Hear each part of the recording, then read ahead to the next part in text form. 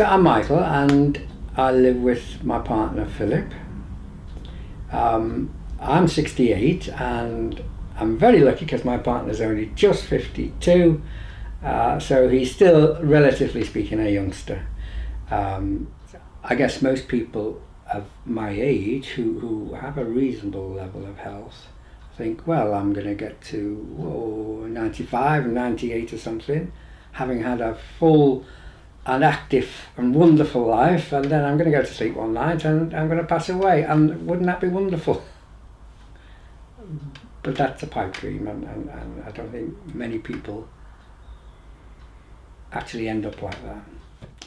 No, I knew there was something different about me then. I kept on, because just remember that this was in the late 1940s and the beginning of the 1950s. I was born in 1942, and in those days it didn't do you any good to let people know that you fancied them if they were the same sex as you. People were known to lose their jobs simply by revealing the fact that they were gay. My partner and I both have jobs.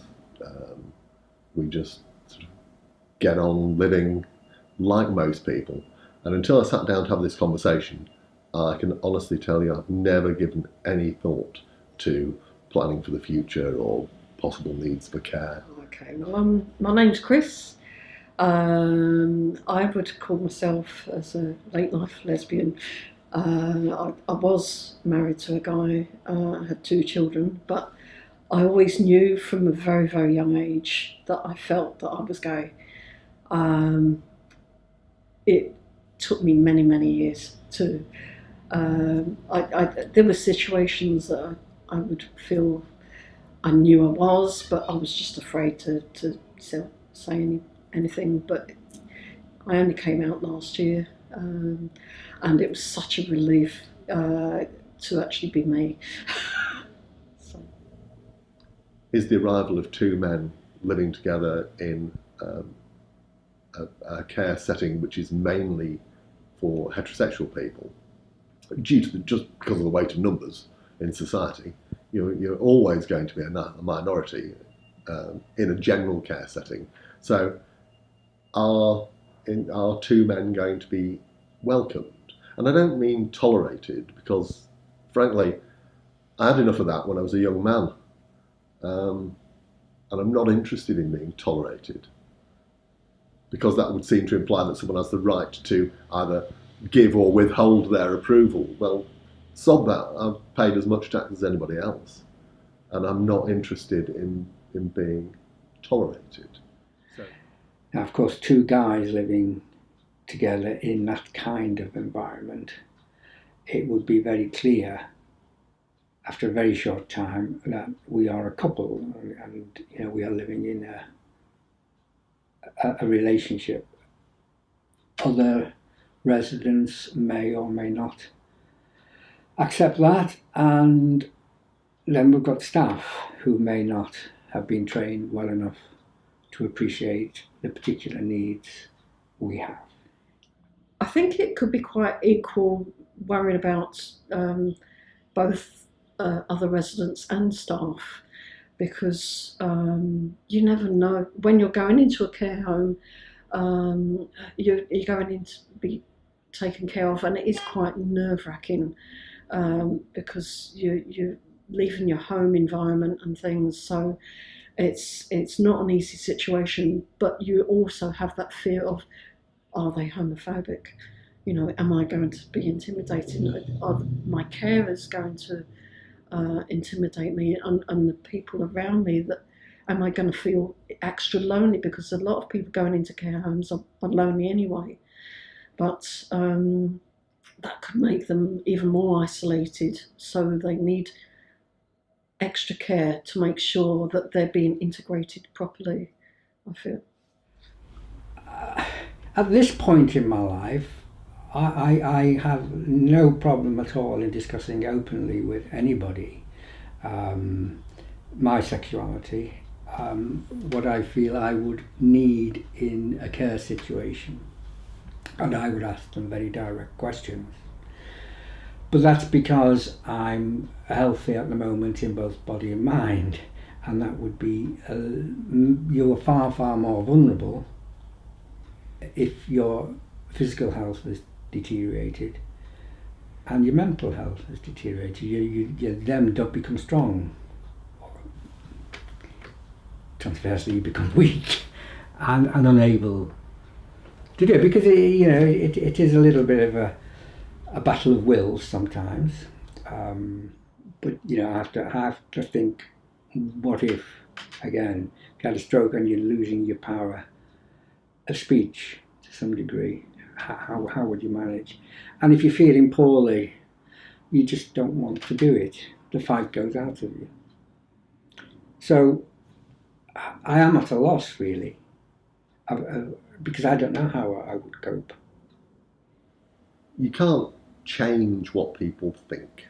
I mean, that eventually changes over time as society changes generally.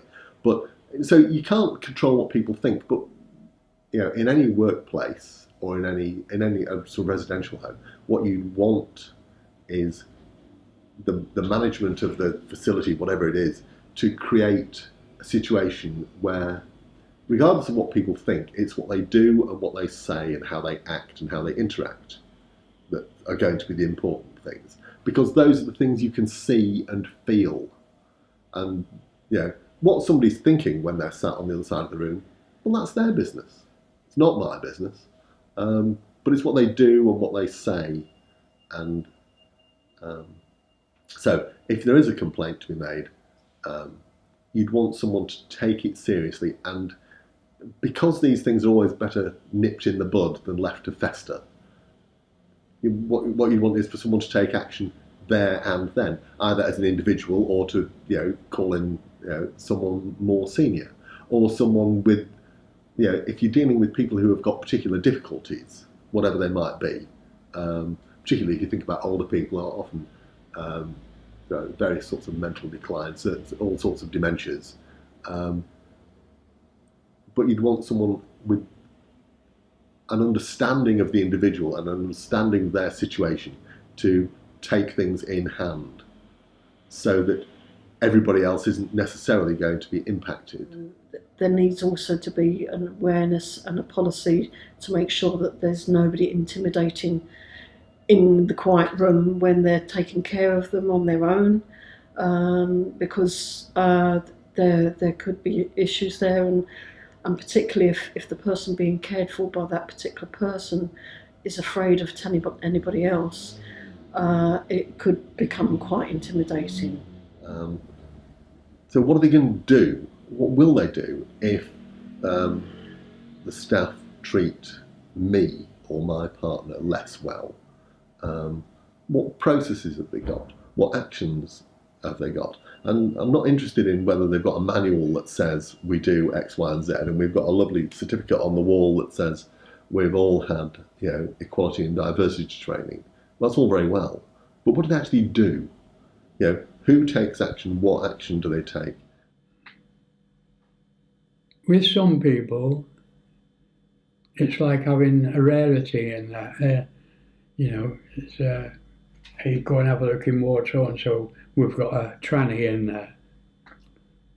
Well, what I did when I first went in hospital with sepsis, I made it quite clear that I was registered with the NHS as Maureen Burgess, and that I was transgendered. I told them that. But when I went into hospital, I didn't want to be a burden on anyone.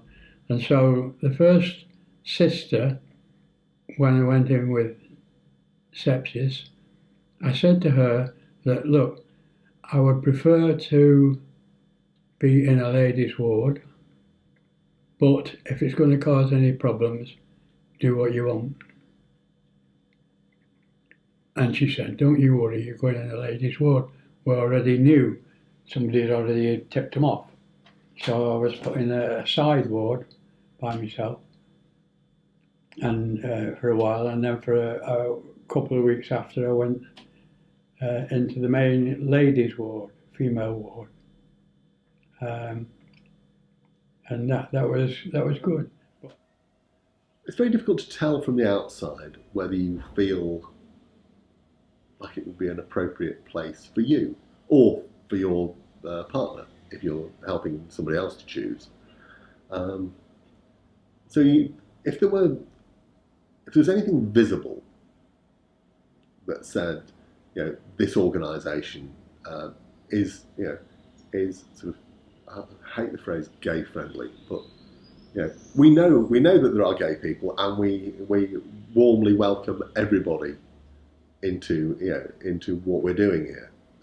So if there were visible signs, and that can be things like on the website, in the promotional materials, it can be something that people explicitly say as part of an introductory tour. It can be part of the marketing materials, not making a big thing of it, but in amongst everything else, these are the sorts of things that we're proud to be able to say about the service we offer. If as part of the introductory process, people said things like, we're aware that there are all sorts of different social attitudes, and as part of our part of the way we run this place, we work hard to ensure that everybody feels included, nobody gets discriminated against. And although I said earlier, you can't tell people what to think, but you can organise situations so that everybody gets along, which I think in the end is what most people want. Just to get along with their own life without feeling like they're being tolerated.